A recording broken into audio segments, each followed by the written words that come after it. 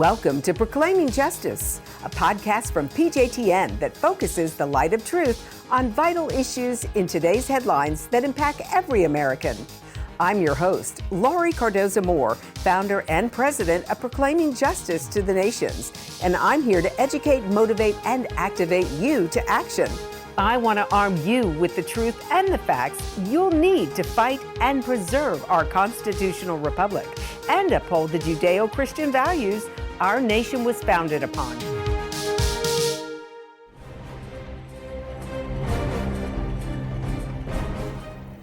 Hello, and thank you for joining me today on Focus on Israel. My name is Laurie Cardoza-Moore, a wife and proud mother of 5 wonderful children. Like most Americans, I began to ask a lot of questions about what happened to our country following 9/11. As I read and talked to experts, the issues of radical Islam and the attacks on America and Israel became extremely personal to me.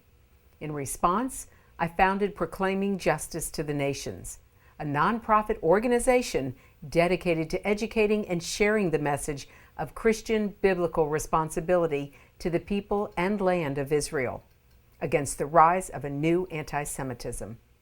In this series, Focus on Israel, I wanted to share with you what I've learned through my research and meetings with experts in their respective fields. The mission of this series and PJTN is to educate and equip you so that you can share this information with your family and friends. We'll present information you'll not see in the mainstream media. With your financial support, we can reach Christians around the world with our message to stand against the growing threat of anti-Semitism and anti-Israel propaganda. After studying the scriptures, I realized that God had not forsaken his covenant with his people, Israel. Unfortunately, there is a growing trend in Christianity to spread an age-old false doctrine and tradition called replacement theology. This heretical doctrine suggests that because the Jews denied Christ, the covenant promises given to Abraham, Isaac, Jacob, and their descendants now belong to the church. That is why, during the Holocaust, many Christians turned a blind eye to the Nazi death camps. Many felt justified in their passive and active involvement because they believed the Jews were the Christ killers. For this reason, we must learn and spread the truth.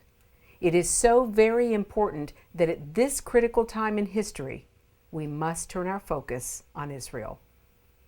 Now, if you've missed any of our past programs, you still have a chance to review our most recent ones on the PJTN website. I also highly recommend that you purchase the DVDs of our past programs, as most are no longer in the online archive. Every lesson covers a specific topic, and each contains a wealth of information. Plus, each features interviews with numerous experts, including theologians, rabbis, pastors, political leaders, historians, and prominent archaeologists, many of them from Israel. Each program makes a great group study source to share with your family, friends, home group, or church. So please consider how you can make a difference and spread the word. Today we're going to be looking into the moral equivalence that the state of Israel endures through the press and other media. On our last show, Michael Medved delved into the many lies and distortions in the Hollywood film Munich. Michael is a radio host, an author, political commentator, and film critic. He is a Yale Law School graduate, and his popular radio show, The Michael Medved Show, airs throughout the U.S. on Salem Radio.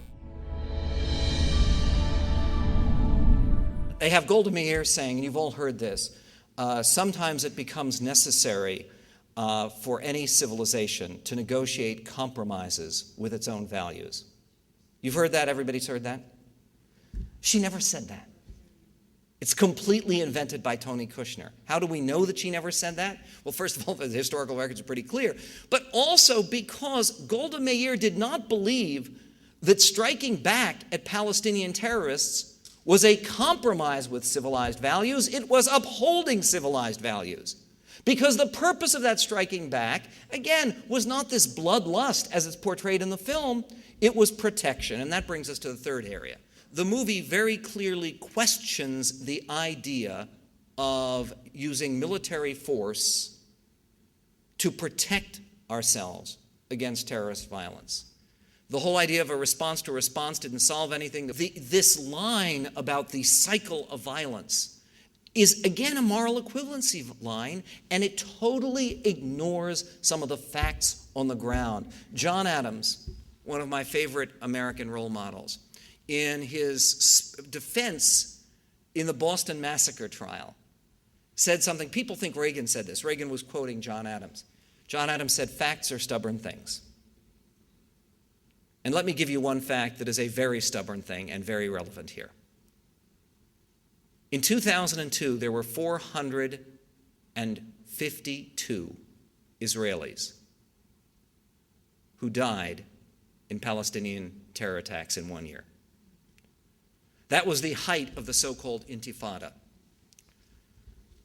Prime Minister Sharon ordered a response to the Intifada. The response was aggressive. Israel targeted the leaders of Hamas, and Sheikh Ahmed Yassin and Dr. Abdelaziz al-Rentizi had the opportunity to meet Allah. And they killed many of the leaders, the top leaders of Hamas. And they reoccupied big sections of the disputed territories. The result has been 452 dead Israelis in 2002. How many dead Israelis in 2005? Anybody know? 45. In other words, terror casualties on the Israeli side went down 90%. How about on the Palestinian side? Terror casualties went down 75%, because with less terror attacks on Israel, there was less need for retaliation. And also with the Israeli presence, the Palestinians didn't do quite so well at killing each other as they do when left to their own devices. Many of the numbers, what you see, you probably have seen these numbers. The UN says 3,000 Palestinians have died in this latest Intifada. Of those 3,000, at least 1,000 are Palestinians killing other Palestinians, so-called collaborators and others. In any event, the point about this is that the idea that violence never solved anything, that violence doesn't work, that responding to terror doesn't do anything. Spielberg says a response to a response doesn't solve anything. It does. It does. We've seen it before our eyes. We have gone from 452 dead Israelis to 45. 45 is far too many. But it is a huge improvement. And by the way, the same thing happened in the era of Munich and of Operation Caesarea. Read Aaron Klein's book. As I mentioned, he was a guest on my radio show. It is very clear, and all the histories will show it. The Israeli attack on the terror masters that is dramatized in Munich, in the film, it shows an increase. There is a long speech that one of the Israelis gives. He says, well, look, since we began this, they have planted letter bombs. They have done the Athens airport massacre. They've massacred people at Lod airport. No sooner do we kill terrorists than new ones spring up. First of all, the letter bombs occurred in the first 2 weeks after Munich, before there was any Israeli response. And what is very clear, and all the histories show it, is European-based Palestinian terrorism. Because of Operation Caesarea, because of what these people did, that terrorism virtually ceased to exist. This month marks the 70th anniversary of the historic Declaration of the State of Israel. God's sovereign hand can be seen all over this land. Included in the celebrations is the opening of the American Embassy right here in Jerusalem. In honor of this celebration, PJTN is offering a special 70th anniversary package, which includes a captivating new book and an award-winning DVD. Israel Rising is a unique visual story of Israel's miraculous journey from unforgiving desert to thriving nation. Thousands of years ago, the prophet Ezekiel foretold a future time in which the arid land of Israel would come alive for its people. Now this breathtaking book documents the fulfillment of this vision, as rarely seen photographs from the 1880s to the 1940s are juxtaposed with recent photos of the same locations. This book will inspire and captivate you as it illuminates Israel's foretold awakening in a new and unforgettable way. In addition, you'll receive the award-winning documentary, Israel Indivisible: The Case for the Ancient Homeland. This inspiring film examines the many political twists and turns that make Israel the world's most controversial nation. From Abraham and the Promise to the issues facing the Jewish state today, the film examines the historical, archaeological, legal, and biblical foundations for the modern state of Israel. This is a limited time offer for these two remarkable resources for just a one-time gift of $70 today. Your generous donation will help ensure that PJTN stays on the front lines and in the headlines of all the important issues facing Israel and our Jewish brethren. So please go to pjtn.org today. From studying history, it's very clear that what starts with the Jews never ends only with the Jews. We must strongly stand against any anti-Semitic trends, for if not stopped, they'll cause harm to all of us, and we'll witness the downfall of our Judeo-Christian Western culture. Today, many people say there's no longer a need for a Jewish state, that Jews around the world no longer need a place of refuge. But anyone who has heard recent statistics about the worldwide rise in anti-Semitism would never make such a claim. The reality is that neo-Nazi groups and Nazi sympathizers are increasing around the world. Surveys show that over 1 billion people in the world harbor anti-Semitic attitudes.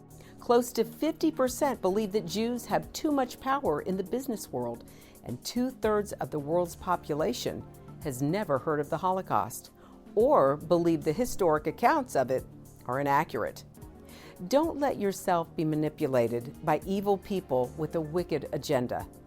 When the self-serving villains are in control, good people from all religions suffer. Muslims, Christians, and all people of conscience should stand proudly and show respect for a country that gives so much to the world in so many ways. Do your part, do your research, and do what you can to make a difference. Because what happens in Israel does affect us all. This is not just a Jewish or just an Israeli problem. This is a problem for all humanity, for each and every one of us who believe in freedom and human rights. Learn more about what you can do at pjtn.org.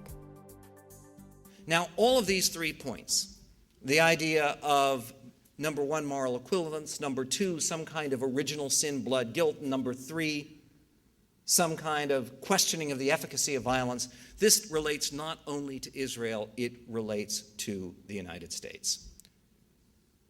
And let me explain to you why. Because this is perhaps the most important message of all to take away tonight. The same arguments that the international left uses against Israel, they now use against the United States. The idea of moral equivalence, you hear constantly America is a terrorist nation. The comparison of civilians who have died in Iraq, nearly all of the civilians who have died in Iraq, of course, at the hands of insurgents and terrorists, comparing the Iraqi civilian casualties to the casualties of 9/11, comparing the brave Americans who are fighting for us and defending this country and defending decency every single day. I had the privilege of riding next to, on my flight out here, which was Thursday night, so I could arrive yesterday morning, I was riding next to a first lieutenant who had just come back from Iraq. And the idea that these people are in some way the moral equivalent of the terrorists who slaughtered 3,000 innocents in this country on September 11, 2001, it's an obscenity.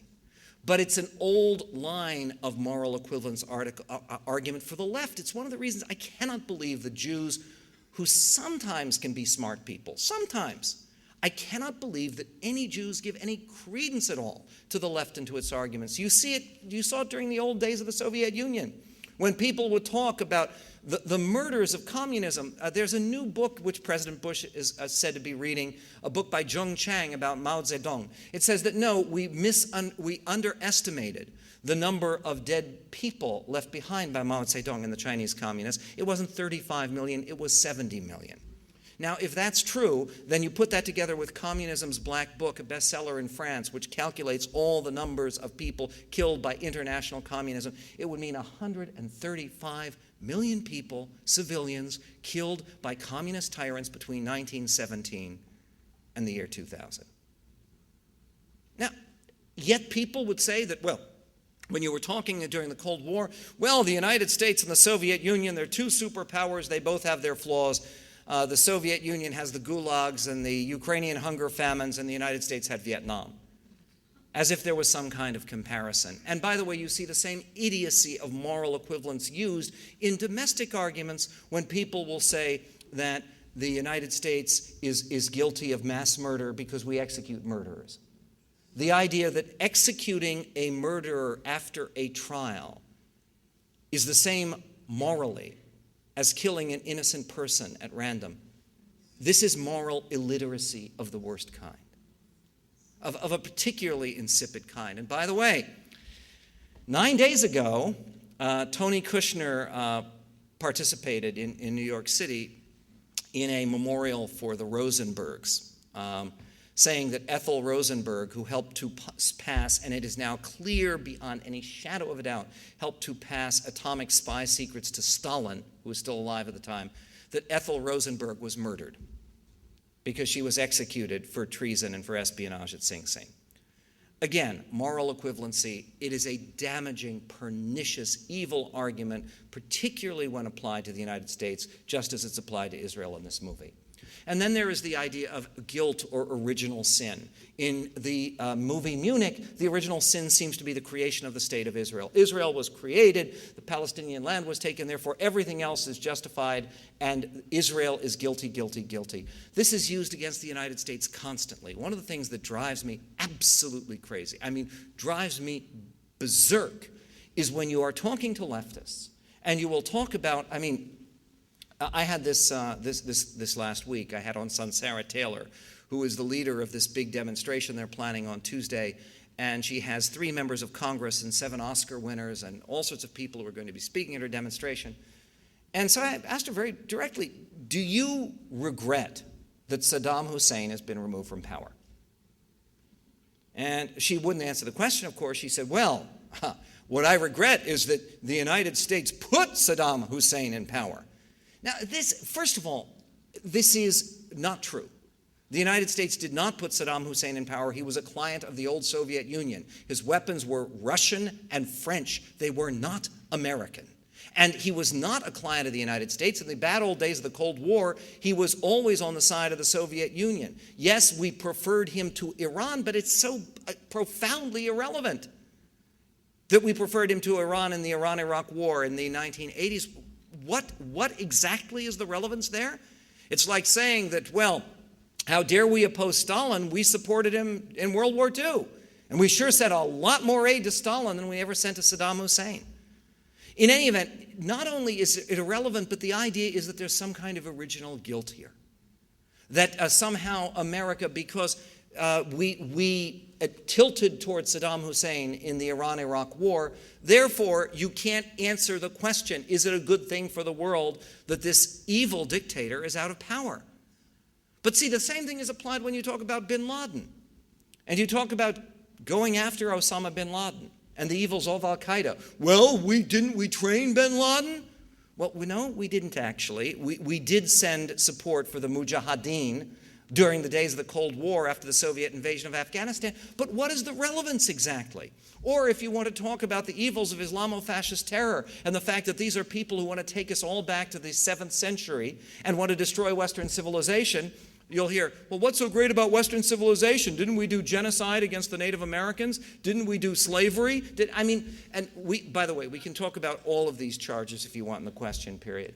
But the stupidity, the idea that somehow America is guilty, that somehow your own country, look, every nation on earth is guilty of some wrongdoing. There isn't a pure nation on earth. Israel is guilty. America is guilty. But Israel and America are vastly, vastly less guilty than virtually any other nation that has ever existed in the history of the planet. And you see, this moral illiteracy that suggests that a lack of perfection means that you can't tell the difference between good and evil. Good does not mean purely good. This is one thing the Jewish tradition is very clear of. It's actually very, very true in Christian tradition as well. We are all fallen in Christian tradition. In Jewish tradition, there is no man who does only good and has not done evil. So says a psalmist. And that's why part of what you're commanded to do is sur me ravi ase tov. You're commanded to turn away from evil and pursue good. But that's a recognition that we're all imperfect and we shouldn't be paralyzed because we're imperfect. The idea of 100% purity, it doesn't exist among human beings. So all of these issues that are used to indict Israel in the film Munich, the flaws in the film, the lies in the film are also very common lies used against the United States. So what is to be done? What is to be done is to try to answer some of those lies with truth. The way to answer wrong turns is with right turns, which is one of the reasons I chose that title for my new book. And one of the ways to answer the kinds of lies that are promulgated by the likes of Spielberg and Kushner and so many of the Hollywood elite is to write about it and to talk about it and then to use the medium of motion pictures to send a different message. Now, you may say, this is very peculiar. Isn't it peculiar? Because the people who are trying to put together this informational film, this documentary film about Israel, don't happen to be Jewish. Yeah, but guess what? Kushner and Spielberg are. The widow of Moni Weinberg, who was one of the Israeli athletes killed at Munich, said recently, she said 3 days ago in Haaretz, in a leading Israeli newspaper, she said, with Jews like Spielberg and Kushner, we don't need enemies. Unfortunately, we have enemies. But fortunately, we also have friends. And one of the things that I believe with all my heart is that the future of not just Israel, but the future of the United States of America depends upon the alliance between serious Christians and serious Jews. People who are morally serious in both camps, people who understand the role that I think is so obvious that God has played not only in returning the Jewish people to our land after 2,000 years of exile for many of us, though they rightly point out, of course, there has always been a continuous Jewish settlement in Israel, but also the role that God has played, which is not a small role at all, in the United States of America, in sheltering, in protecting, in nourishing this land.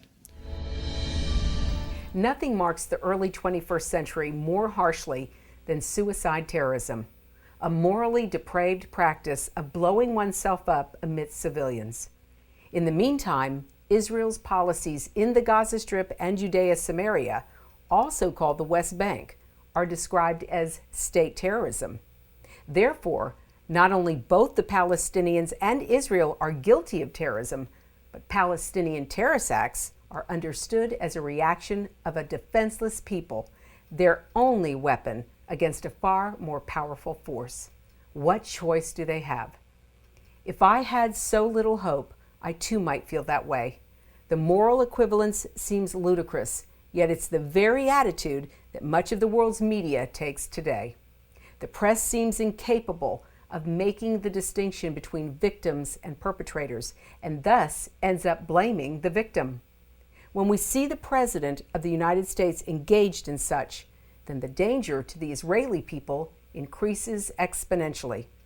In a recent UN General Assembly speech, Obama's message was laced with moral equivalence between Israel and the so-called Palestinians. His overarching theme was that peace in the Middle East is so hard to achieve. He asserted that there will be no peace unless each side learns to stand in each other's shoes, and they sit down together to listen to each other and to know each other's hopes and fears. In that sense, Obama is right about how hard it is to achieve peace. As Human Rights John Hayward wrote on Twitter, peace is hard, but dancing and handing out candy after 9/11 is simple. Why would Palestinians want to take Obama's advice and walk in Israeli shoes? After all, they might get blown up by a suicide bomb or rocket attack. Yet in Obama's perverted sense of morality, he believes that each side has legitimate aspirations. Yes, one side wants to build homes, one side wants to build bombs. That is the moral equivalence in a nutshell. Well, that's our show for today. And I want you to know we appreciate hearing from you. Please send your comments and questions to comments@pjtn.org. The time for us to stand up is now. Be a leader in your community and in your church. One person can make a difference. Get involved with and support pro-Israel organizations such as PJTN. Call your elected officials. Let your leaders hear from you. Visit our website to learn more. Sign up to receive free newsletters, action alerts, daily blogs, and order our films to share with family and friends. I want to thank you for watching our program today, and be sure to join us next week. Please encourage your family and friends to tune in and check the PJTN website for scheduled showings of Focus on Israel. God bless you, and thank you for all you do on behalf of our Jewish brethren and all Israel. We'll see you next time on Focus on Israel. To support this program, send your tax-deductible gift to Proclaiming Justice to the Nations, P.O. Box 682711, Franklin, Tennessee 37068. You can also support PJTN online. Visit pjtn.org or call 1-877-873-9020. Antisemitism has reached epic proportions, and Israel is now surrounded by nations who seek its destruction. For Israel to lose just one battle would mean losing everything. As Christians, it is our biblical responsibility to stand with our Jewish brethren and Israel. PJTN needs your help to reach more Christians with this urgent message. Please visit our website to become a member today and order our award-winning documentaries. You must decide that you won't be silent. Sign up now at pjtn.org. God bless you, and thank you for your support and prayers. Focus on Israel is now available on DVD. Each program DVD contains a wealth of bonus materials, including the premier program that started it all, Focus on Israel, program number 1. Also, bonus interview cuts with experts in their respective fields. Informational videos from PJTN documentaries, including Israel Indivisible, The Case for the Ancient Homeland. Lest We Forget, 9/11 and the Rise of Islam. The Forgotten People, Christianity and the Holocaust. Disinformation, The Secret Strategy to Destroy the West. Plus, the award-winning music video, The Forgotten People. Focus on Israel program DVDs, great educational tools to combat anti-Semitism. Arm yourself and order today. Thank you again for joining me on this edition of Proclaiming Justice. Please share this podcast with your family and friends. For more information about how you can get involved, please visit our website at pjtn.org. As a PJTN Watchman, you can help us keep up the fight to preserve our freedom for our children and their children for such a time as this.